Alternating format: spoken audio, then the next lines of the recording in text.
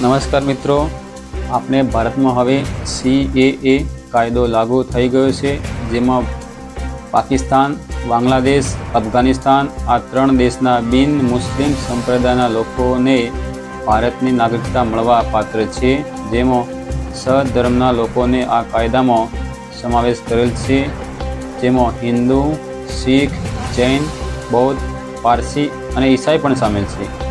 પણ આ લોકોએ 31 ડિસેમ્બર 2014 સુધીમાં ભારત આવેલા હોવા જોઈએ અને આ લોકોને કોઈ પણ ડોક્યુમેન્ટ વગર ભારતની નાગરિકતા મળવાની છે એવી જાહેરાત કરેલ છે. અને 12 ડિસેમ્બર 2019ના રાષ્ટ્રપતિની સિગ્નેચર થયા પછી આ કાનૂન બન્યો છે અને આની જે પણ પ્રોસેસ છે તે આપણા ભારતના ગૃહ મંત્રાલય દ્વારા કરવામાં આવશે.